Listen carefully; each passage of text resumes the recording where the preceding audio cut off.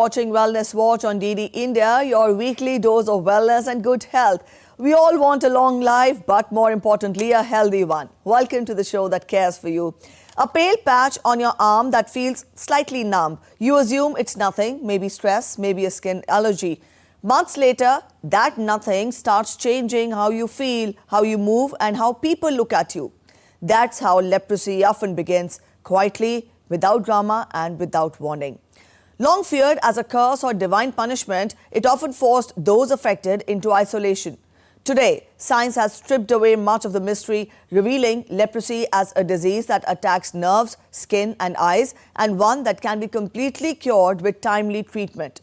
Today in Wellness Watch, we discuss leprosy. I'm Preeti Kaur.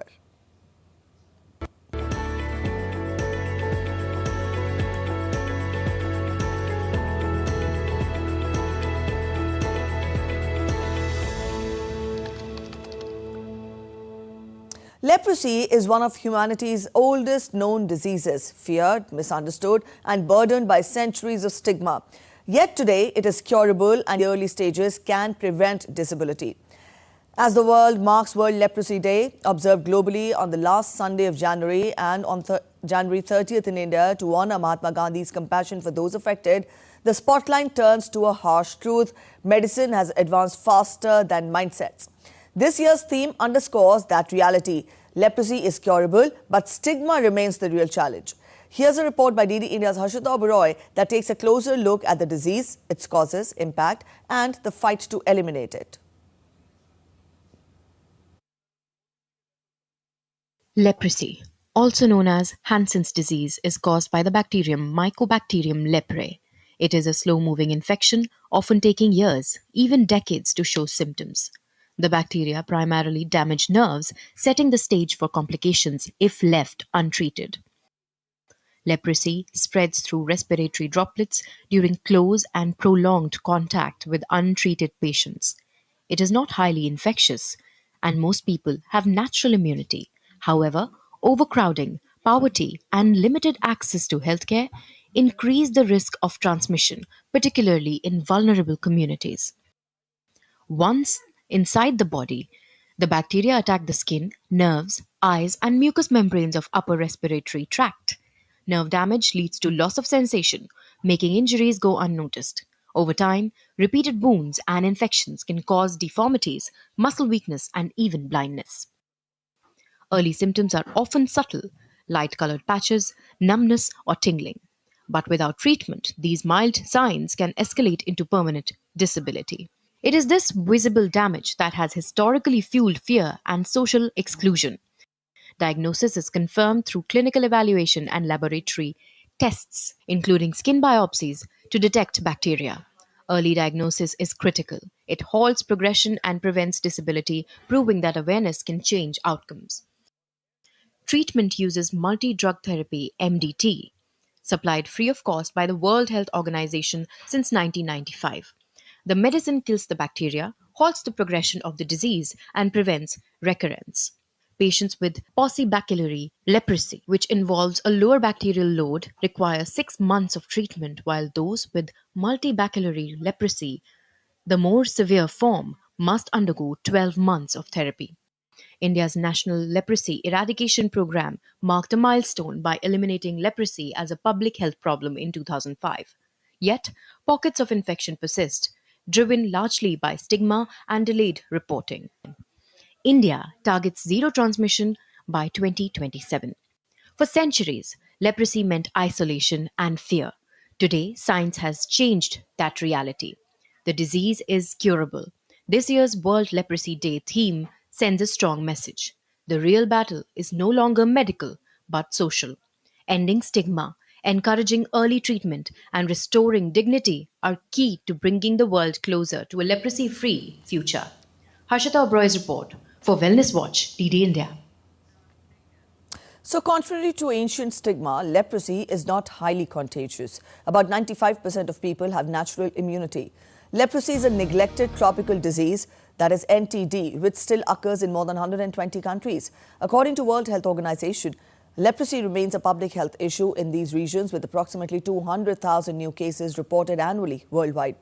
India has significantly reduced its leprosy prevalence rate to 0.57 per 10,000 population by 2024-25, achieving national elimination status, that is prevalence rate less than 1 per 10,000 in 2005 and sustaining it, but still accounts for a large share of global new cases. Today in Wellness Watch, we discuss the following. What is leprosy? What are the types and stages of leprosy? What happens if it is left untreated? How is leprosy diagnosed? And we also take a look at medical advancements in India.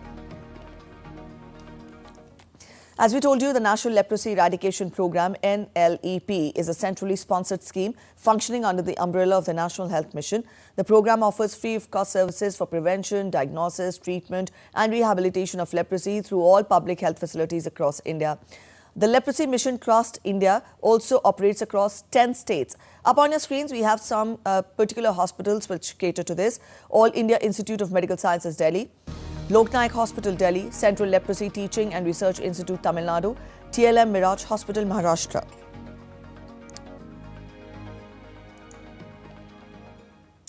All right, to help us understand leprosy better, we are joined in by guests in the studio. We're joined in by Dr. Rajeev Joy Nathan, Medical Superintendent, the Leprosy Mission Community Hospital, New Delhi. And we're also joined in by Dr. Vibhu Mendiratha, Director Professor, Department of Dermatology, Lady Hardinge Medical College, Delhi. Thank you so much, both of you, for joining us this afternoon on Wellness Watch. Dr. Rajeev, I would want you to explain to our viewers in very simple layman terms, what is leprosy? Though we did have a detailed report, but help us understand in very simple terms, what is leprosy? Leprosy is a disease which is caused by a bacteria. As the report said, it is usually through the inhaled bacteria. The bacteria settles down in the cooler parts of the body, and then because it attacks the skin and the nerves, what happens is there are pale patches which on inspection and on examination are senseless or numb, so that in what we call as in medical terms as anesthetic, they are pale. Then because it can affect the nerves, you can have nerve paralysis. Some of that causes deformities, usually occurring in hands and feet, and it also affects the eye. So in eye, it can cause the problem of the eye not closing properly, which is known as lid lag. So these are few symptoms which are seen in leprosy. There is a whole plethora of symptoms which are seen beyond this, but for a general population to learn more about leprosy, this is the basics that we usually tell people. All right. Dr. Vibhu, is it always the skin that is attacked first? Is it the first symptom that a person gets to know if he is affected by leprosy? So, I would say that skin, most of the times patients who come to us, skin would be the first sign, because that is what is visible to the naked eye, and that alarms them to seek medical consultation. But if you know the disease invasion, the bacteria can invade through sometimes nerves also, which are there in the skin, superficial nerves of the body or the peripheral nerves. Now, when it enters through the nerves, then it may take some time before the patient seeks treatment through consultation, because the signs such as weakness of the hand or weakness of the affected part may appear later on.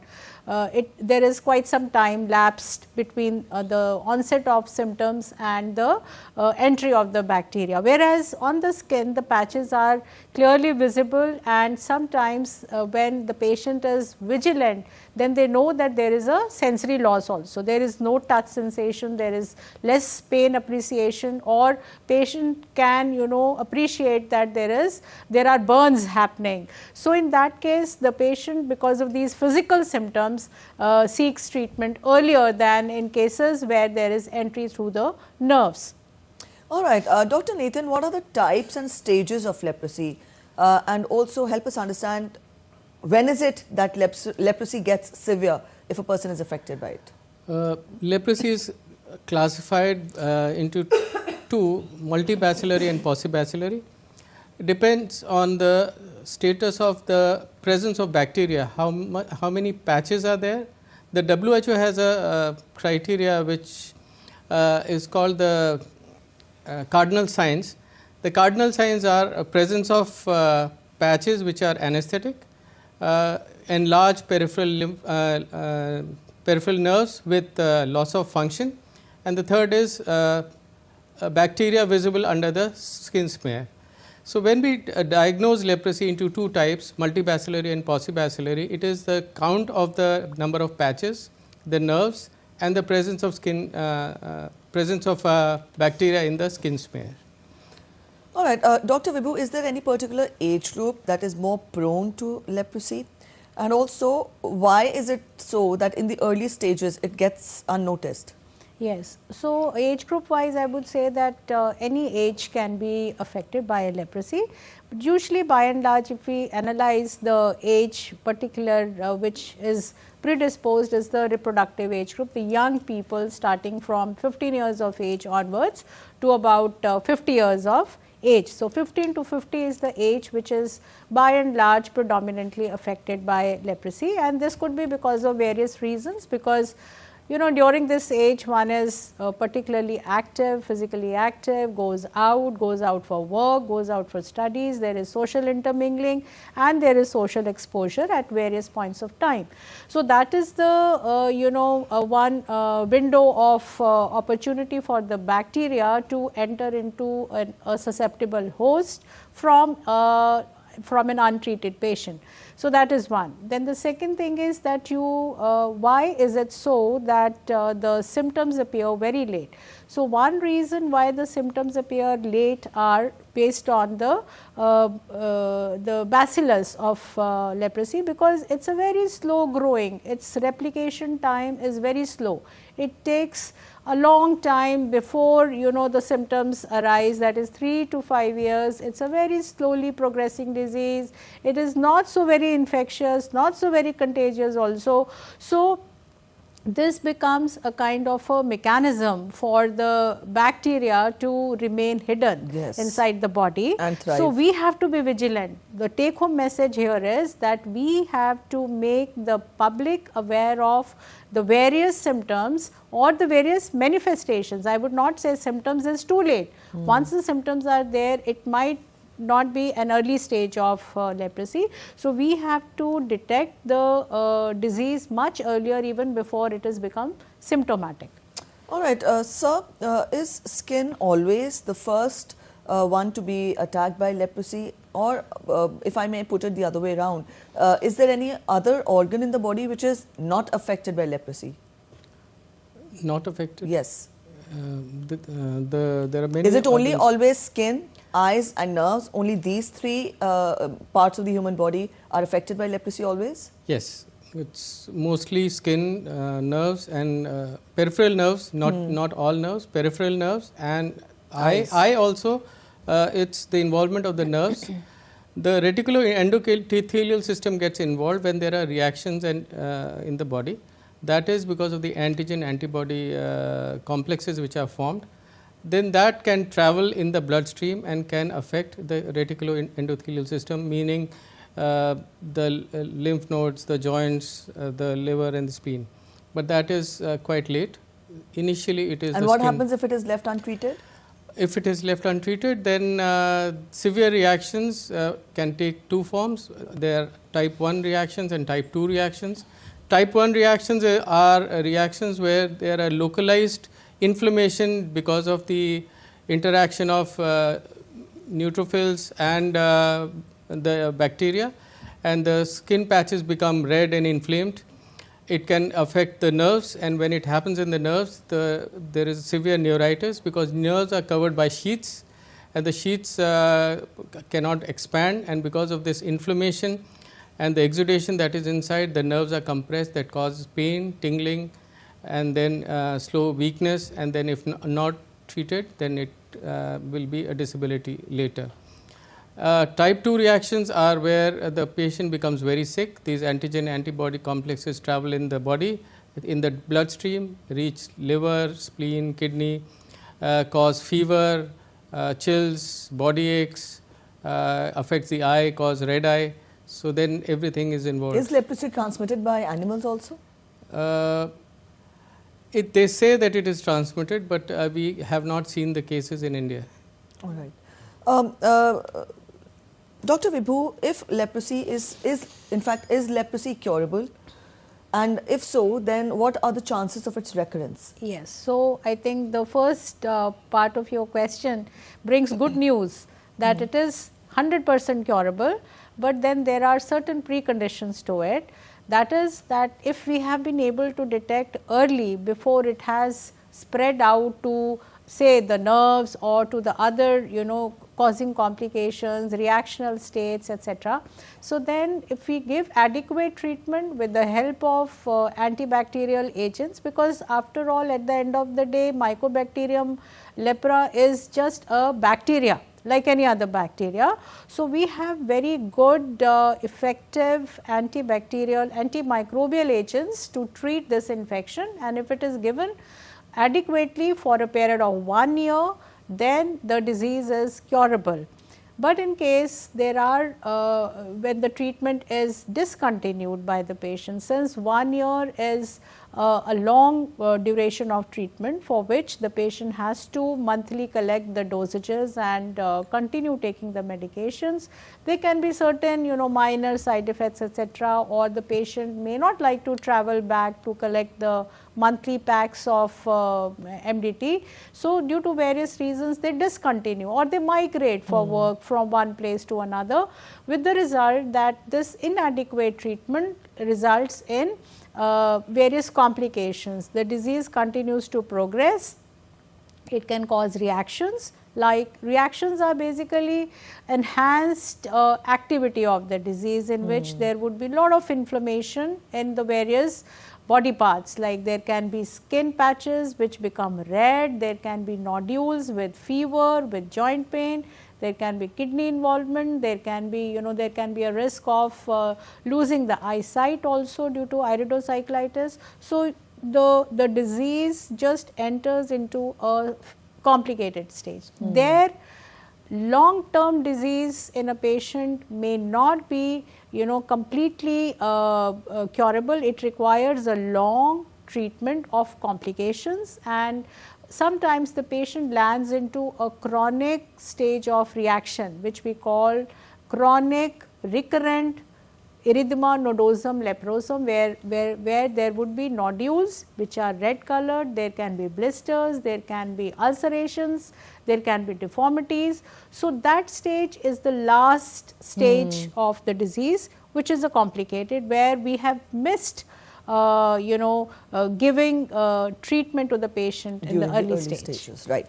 All right, Dr. Nathan, ma'am did very aptly explain about what are the cures available, but then how has the stigma or for that matter how has the people's misconception evolved over the years when we talk of leprosy? Does the stigma still exist? It does.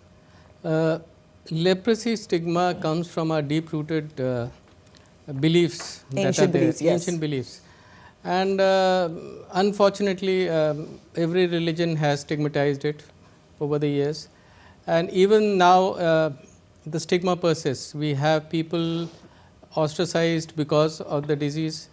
There is a lot of self stigma, because when people are told that they have this disease, they themselves isolate themselves, and there is a lot of depression and anxiety in them.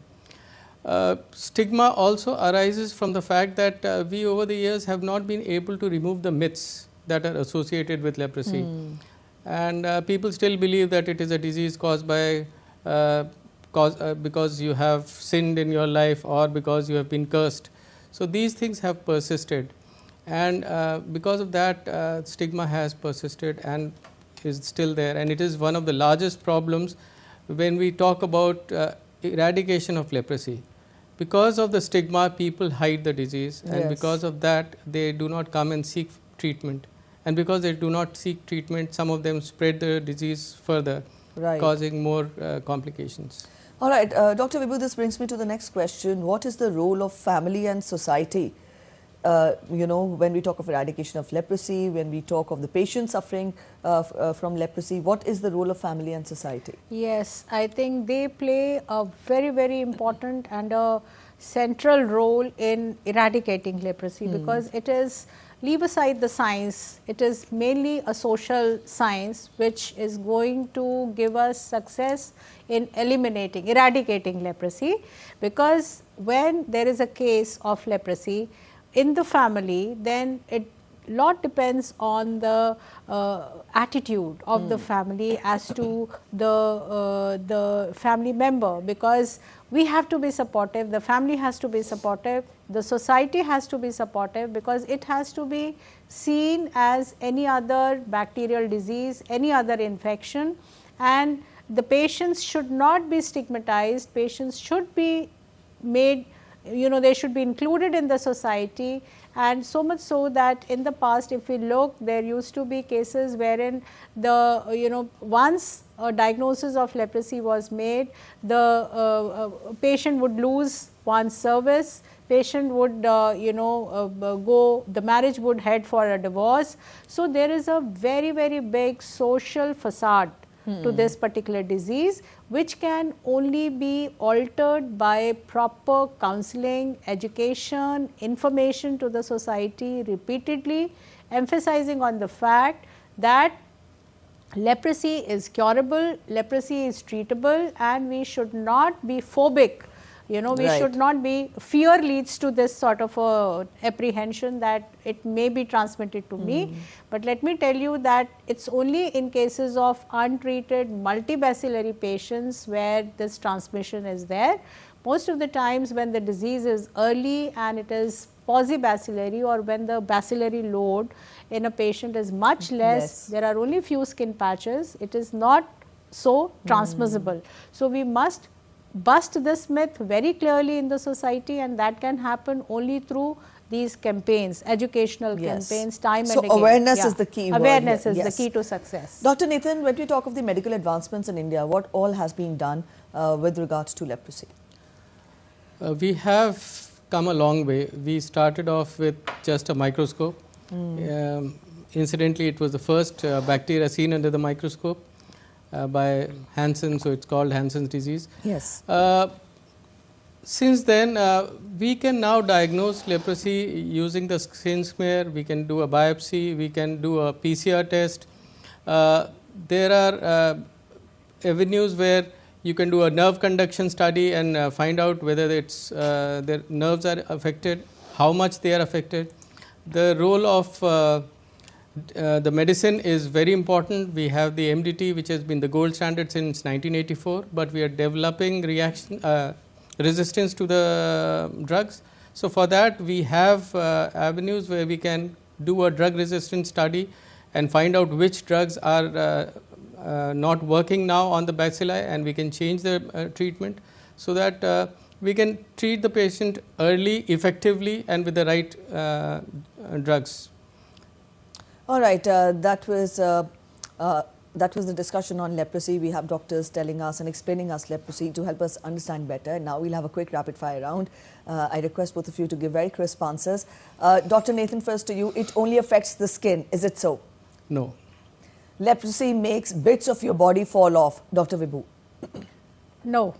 Poor hygiene causes leprosy. Dr. Nathan. No. Leprosy is a disease of the past. Dr. Vibhu. No. Leprosy can be fatal. Dr. Nathan. No. All right. You should not touch anyone with leprosy. Dr. Vibhu. No. All right. So that was it when we talk of leprosy and how severe it can get. Thank you so much, both of you, for joining us on Wellness Watch and helping us understand leprosy better. So after this discussion, we did understand that leprosy is no longer a life sentence. With early diagnosis and proper treatment, it can be cured completely and lives can continue without disability. For centuries, leprosy did not just attack the body, it attacked a person's place in the society. The disease was never the biggest problem, fear was. And the real cure we still need is for fear, silence and stigma, because when knowledge spreads, leprosy loses its power. With that, we end this edition here. Thanks for being with us. Bye-bye.